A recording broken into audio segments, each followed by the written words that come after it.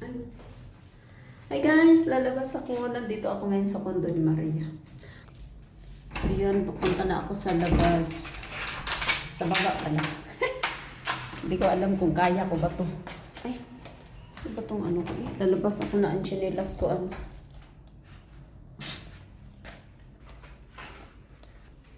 Naka-shirt lang ako.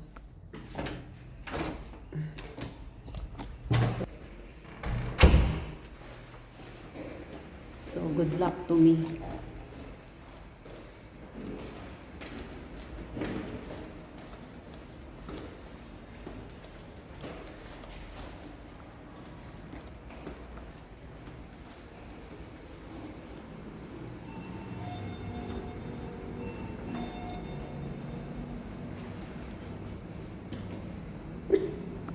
Good luck sa akin kung kaya ko ba.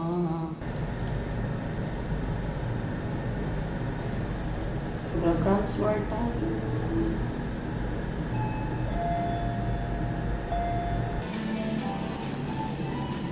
Hello po. Hello, Quezon City. Dito ako sa Quezon. So, pupunta ako sa 7-Eleven.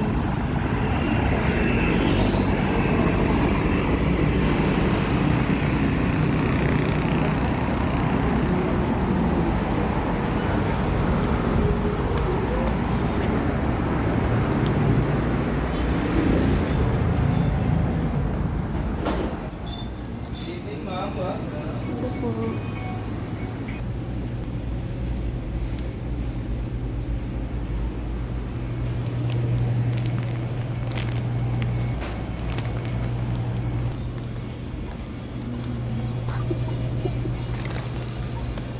Click reward card po kayo, ma'am?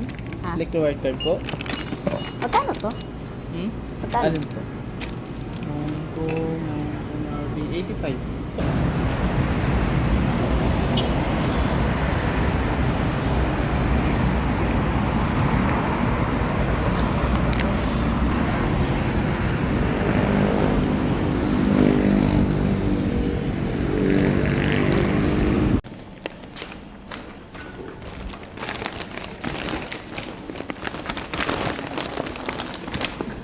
Nahirapan ako sa bitbit ko eh.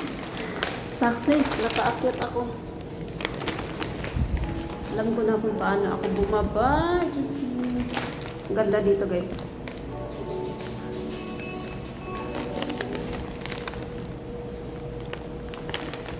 Kaso nahirapan ako sa bitbit ko nito.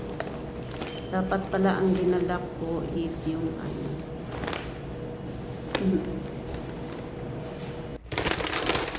Dito na ako, hindi ako binuksan. Maria?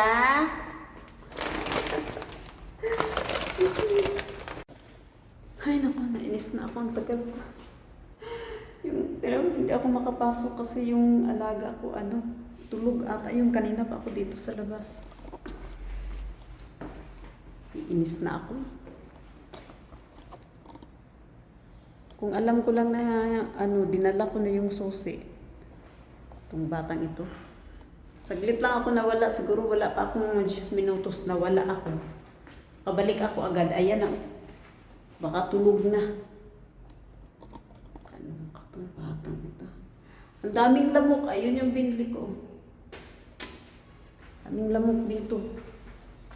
Tuwang-tuwa pa man din ako kasi na alam ko na pababa kasi alam ko naman guys gumamit ng ng elevator. Kaso first time ko nga dito. Kasi sanay ako doon sa Makati dati. So ang problema, ito ngayon, kung anong oras ako buksan itong alaga kong to. Naiinis na ako.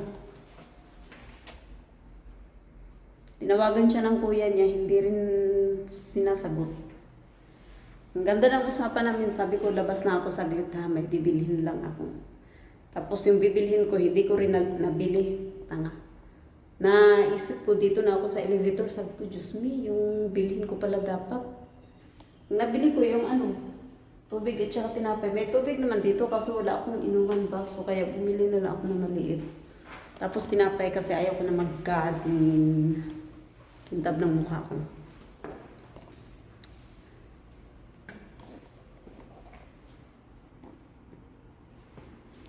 Tapos yan yung ano.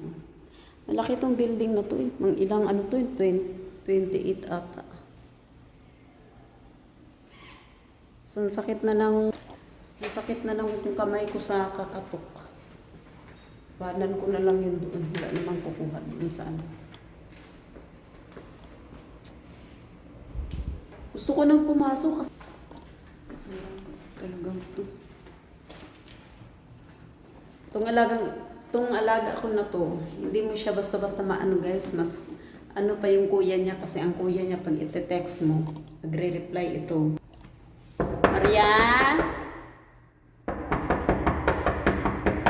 Maputi na lang tong kapitbahay niya, wala pa yata kasi ano, sarado pa yung mga ano nila.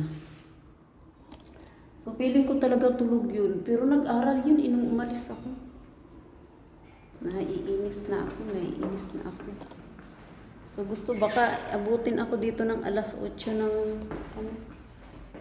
Kung tulog yun, malamang mabubuksan ako nito alas 8 pa. So imagine, mas mabilis pa yung pamimili ko kaysa pagtatambay ko dito. Umiyak yung alaga ko kasi walang internet.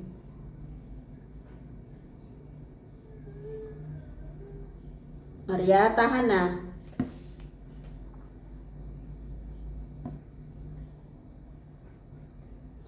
Gusto nang umuwi.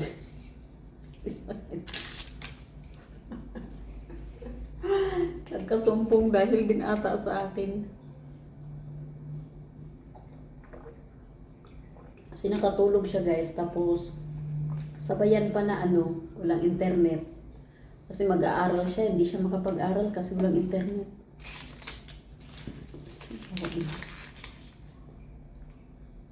Ganon yung style ng batang ito kapag kaano. Kailangan may internet kasi nag-aaral kasi yan. Dapat kanina pa yan siya mag-aaral kaso wala nga yung net. Sabi ko relax muna. Wala pa man din dito ang mami niya. Pero napapaamo ko naman ito pagkaan. Huwag mo lang siyang kulitin. Doon. Kasi gusto kasi noon, kapag nag-aaral siya dire-diretso, tsaka hindi yan siya pwedeng istorbohin kasi magagalit. Yung kuya niya, kahit ano, sumasagot yun kahit busy. Ito, concentrate siya sa pag-aano niya, sa pag-aaral niya. Talino tong batang ito guys, pero parang ano siya yun. Gusto niya talagang mataas yung ano niya ba? Yung ano nito sa batang ito. Yan, umiiyak. So sabi ko, sige relax ka muna, kain ka muna. Sinagot ako. Hindi pa raw siya gutom.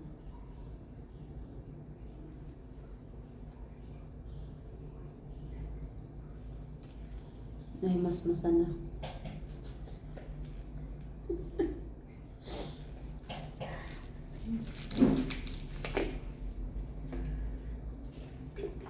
Sinabi ko lang, huwag ka nang umiyak kasi ano, kasalanan ko na. Tapos sabi sa akin, sinumbong na nga ako, sabi niya. Pero hindi naman nagagalit yung nanay niya. Malamang ako yung anuhan.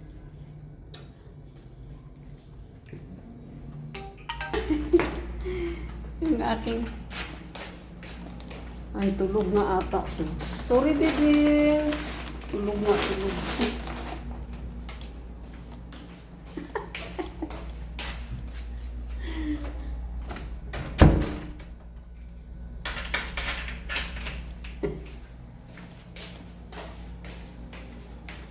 Tulog, ikaw tulog. Hindi ka ba nakakonek? Hello? Okay na. Si kuya mo yan. Hindi ka ba nakakonek sa wifi? Huh? Okay na yan, si kuya yan. Yeah, I was asleep. Tapos nawalan ako ng wifi. May sumpong. Oh, matulog ka na.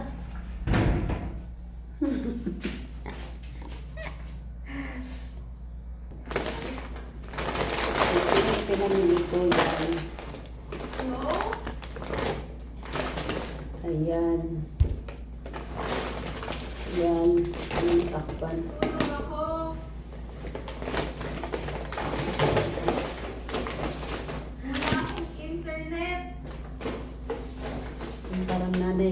Ladan. Sabi ko na nga ba, nakatulog siya kasi nawawala ang internet niya. As in, ang bilis ko lang nawala guys na sa 10 minutos na ako nawala. Pag-akyat ko, wala nang tulog siya.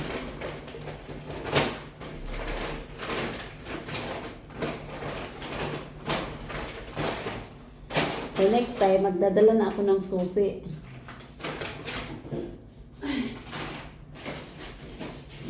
Diyos niyo. Yung aking pipino, galing sa Laguna, nagdala ako. Kasi sabi ko, hindi ako magkakain. Hindi rin ako magtinapay. Well, dahil naiwanan ko sa sasakyan, ang pipino nadala sa Pangasinan.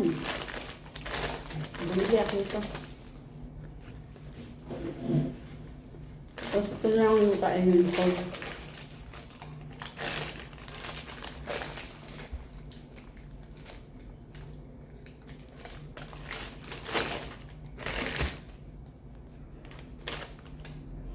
So guys, hanggang dito na lang yung aking video. Salamat po sa inyong panonood. Bye guys. God bless.